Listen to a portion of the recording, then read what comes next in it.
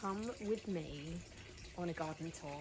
It's early August, the sun has finally arrived in the UK, and the garden has just burst into flower. It feels like all of the hard work that has gone into this garden over the autumn, over the winter, all the planning, all the prepping is finally worth it when you get to enjoy a space like this. We are a semi-detached family home and garden, and the garden wraps around our half of the garden. So technically this is the front garden, but it's all enclosed and private. This is my calm space, and then the family garden where the three boys enjoy is around the other side of the house. So I'm going to give you a full tour. Let's go and have a look. So for those of you that are new around here, this is the front of our house.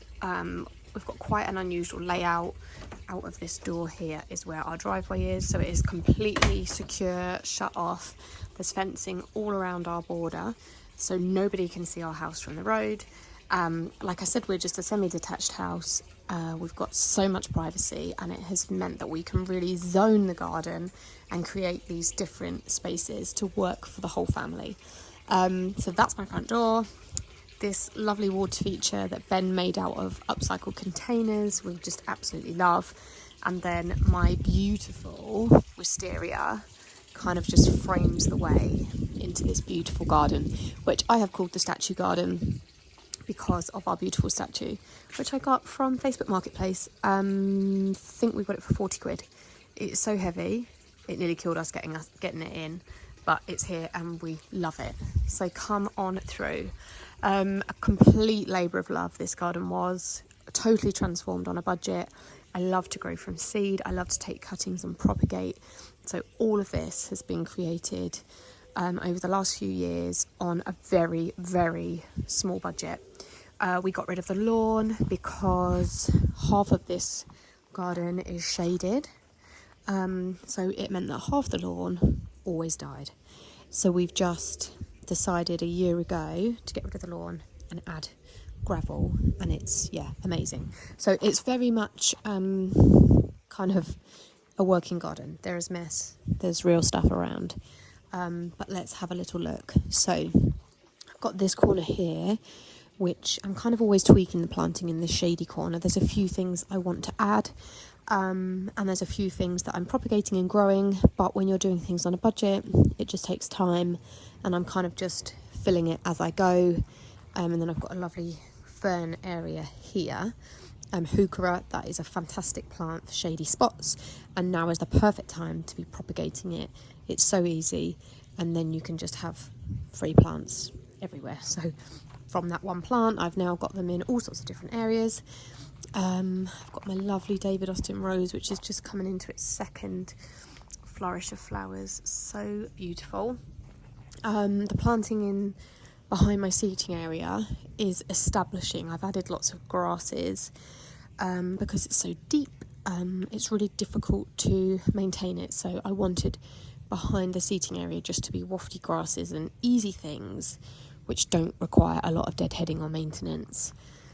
And then this is the sunniest border of the garden, and I designed it in triangles, in 2 triangle shapes, because I wanted to have it looking beautiful from this view, which is right to the bottom of the garden. So at the bottom of the path is the pond, and I really wanted to maximise the sunniest spots of this garden. So by making the borders nice and big, it just means I've got lots of place for flowers. It has been slow. There is a lot of things still not flowering, but I'm being patient. They will come now we've got the sun, and it's amazing because the bees and the pollinators are back. It had been a really quiet year for everything, but it's so lovely to see the garden bursting with colour, bursting with flowers, and being a total haven for all the wildlife. It's been a difficult summer with so much wind, so much rain, but it's moments like this that just makes it all worthwhile. That clematis is doing its thing, and it's so beautiful.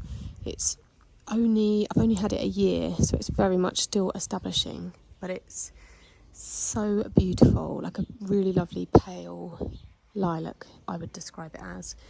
And then this beautiful thalictrum. That was a cutting that I took. This was my main thalictrum plant, which is now an absolute beast. So that will be ready for me to divide again in the autumn. So I'm gradually kind of dividing things and spreading them through the border so that I don't have to spend any more money on plants. So I bought one, and then each year I just take a few cuttings. So eventually I'll have more. So I'd like another really big clump in that back corner there. So it takes time, but we're getting there. Then this lovely rose, this is Gertrude, another David Austin rose, is coming into its second flourish. And you cannot even believe the amount of growth that has happened this summer. So all of that is new growth, which needs tying in. I've tied in a few shoots, but I'm actually doing kind of like a spiral method. So I'm really trying to get good fence coverage. So you can probably see there, I'm spiraling around the stems, and then you get a lot of vertical shoots coming off, and then you tie them in horizontally again. It just gives you a really good framework for a climbing rose. So that one's looking amazing. I've got another rose, which I've actually got some buds on here.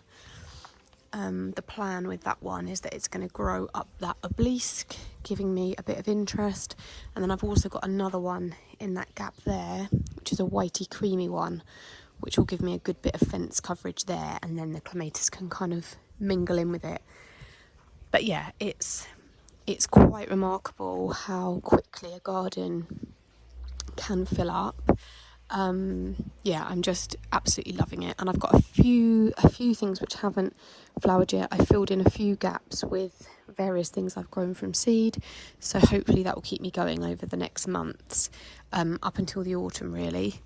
And the pond at the end has actually got a bit of a leak, so it's not looking its best, but my husband has hurt his back, so it's not a good time to be emptying it, carrying big rocks, filling it. So I just keep topping it up a little bit, but that is a bit of a shame, but it will be fixed. That possibly might be an autumn job if he's feeling better. And then lots of things have established and got really big around here.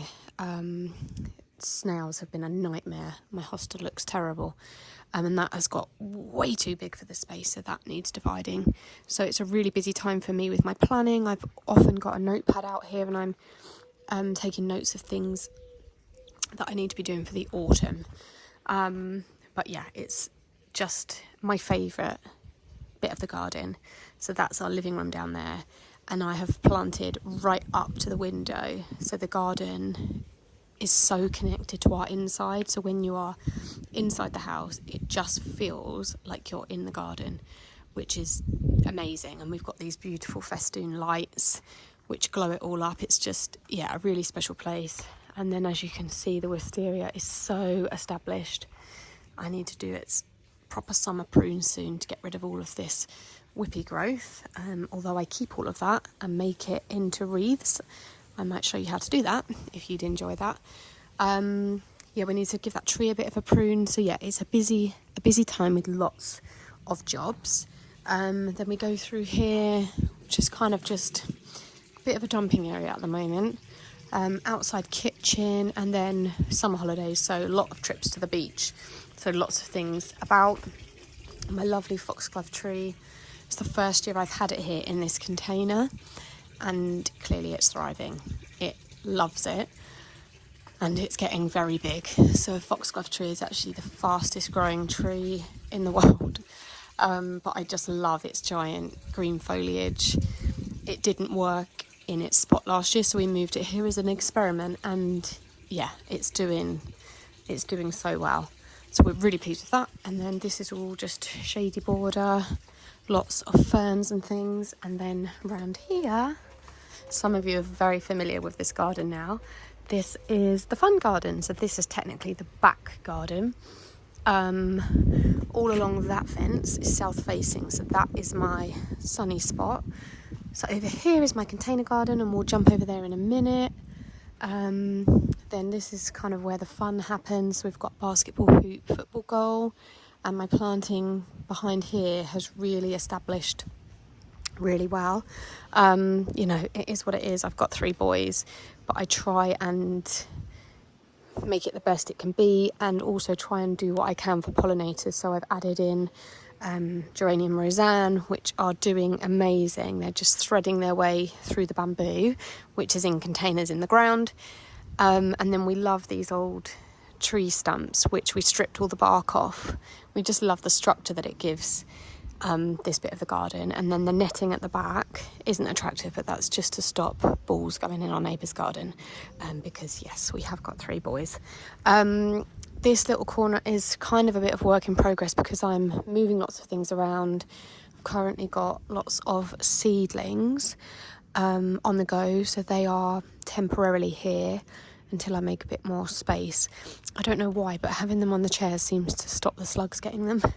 So that's working at the moment. That pot needs a new home.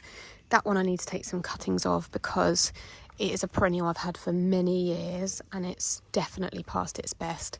So I'm going to try and take some cuttings from some fresh shoots, and yeah, whip it out really and start again next year with lots of nice cuttings, and hopefully that will do well.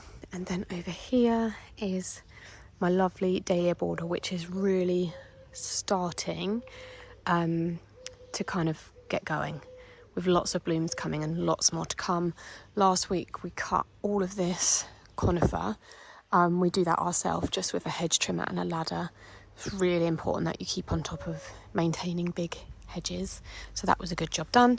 I had a couple of dahlias that didn't do well that I had taken out of this section, but I've got some cosmos that I think I might plant in here. But also I've been eyeing up this spot at the back there because it gets so much sun and there's nothing growing in there, so I might put a couple of cosmos behind there. I think that might work. But yeah, butterflies, look at that beautiful butterfly. Is that I don't really know butterflies. I'm guessing that might be a cabbage white. Are they the ones that are not good for people growing veg?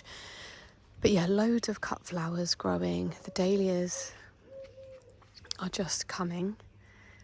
So I'm making sure I keep on top of the watering and the feeding. And I've still got larkspur on the go, which are just stunning. Yeah, got my little bucket. I started doing some cutting last night, but then got distracted by the kids. But things are, yeah, really filling out. And within the next few weeks, there will be so many flowers. I can see that butterfly landing on that dahlia. Oh, where's he gone? But yeah, so pretty. And dahlias are just the highlight of my gardening year, really. I just love them. So having a whole border full of them is amazing. Then this is mine and the kids' veggie patch. So we've got pumpkins in this one, but we haven't had any female flowers yet. So the females have to be pollinated. Oh, that's a male one. So every day we're running out here when we see a new flower to see if it's a female, because we've only had males, but apparently that's quite normal. So we keep feeding, keep watering, and we're just hoping that some will be pollinated and that we will actually get a pumpkin. This one is courgette. We have had some courgettes. I can see another 2 coming. So they're doing well. They're just in containers, but they're doing well and it's working, and yeah, it's exciting. We're just really hoping we get a pumpkin. Then over here, behind my kids' swing, is my seedlings. So these are my biennials, which have dried out already. I only watered them last night. I've done my thinning out, so they're all in their own cells. That one looks not so good. I have definitely grown more than I need, so if I lose any, I think we'll be fine. That is actually for next year. Can't remember if I think that might be a perennial catanach, maybe. Some cuttings. I mean, sometimes this area is a bit of a death corner. These Veronica did not do well. That's got really dry, but terrible mildew on my Veronicas this year. These are foxgloves. Oh, these are really nice peachy colour. Can't wait for them. They're just taking their time. then more cuttings, a few more perennials, and then that's my surplus, which is going to go to friends.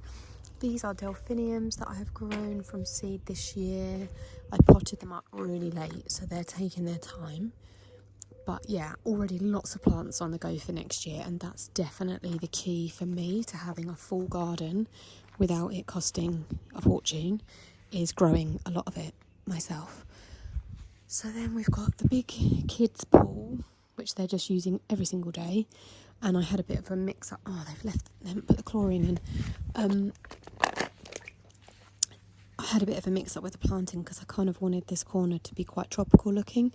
So my canna are terrible this year. They've just taken forever to get going. But finally, we've got flowers and lots of buds coming. I just love canna lily so much. I mean, if the weather stays warm, I'll expect them to get a really decent height, but because I don't have a greenhouse, they don't get that heat early on in the season, and because we had such a wet, horrible early summer, they've just taken too long to get going, so that is a bit of a shame. But what I might do is actually bring them indoors before the weather turns in the autumn, and I'll keep them going over winter. I'm going to see if I can put them on like a saucer and maybe have them going in the house over winter, because you can do that with canna, because I just love them so much. But it's been the worst year for them. And then I've got this pot, and that's a dahlia that I grew from seed, and then just some petunias, so lots of deadheading. Then a lovely little sea of cosmos over there, which are taking their time. And then these osteospermum, they're really taking their time. And this gora, so this was all sort of meant to be like nice wafty planting behind the pool, but yeah, it's taking a really long time this year. So we'll see if that comes of anything. And then geraniums doing well. They will always be a favourite of mine. I think they work in any space really.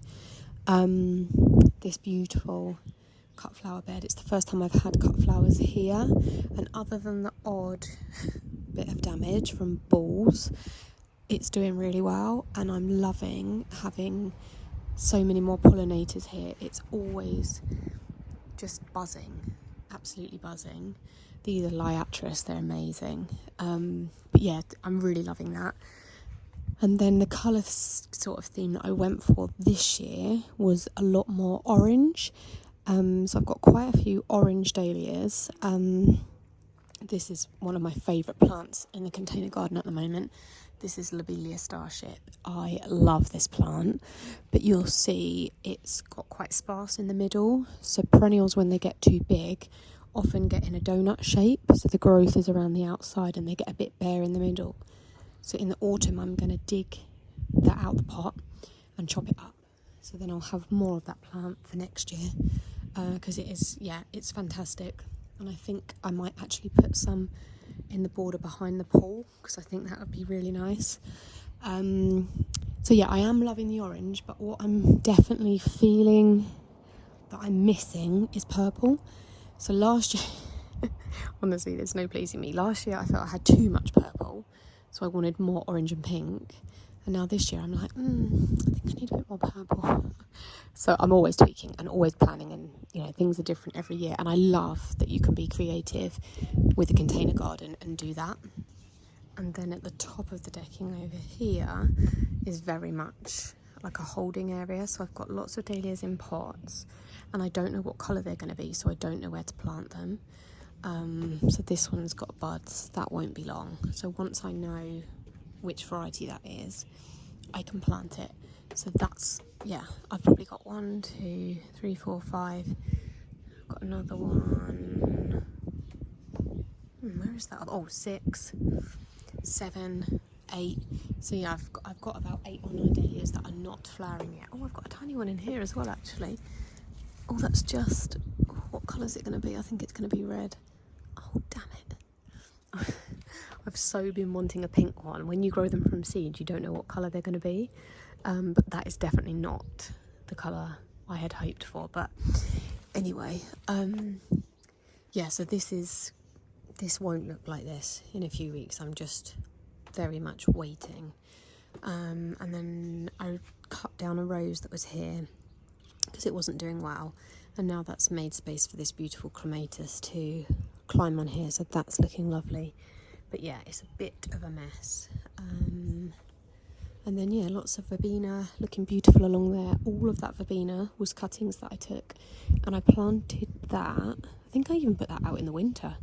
I just put cuttings all the way along, so that is now like a sea of verbena, and I love it. Again, amazing for the bees. So yeah, that is where we're at. I'm gonna try really hard to do one of these tours at least a couple of times a month, because the garden just changes so much so quickly, and the transition through the seasons just happens right before your eyes, and things really do change very quickly. So I hope you enjoyed that. Don't forget to subscribe if you would like to see more of what goes on in this garden, and I'll see you again soon.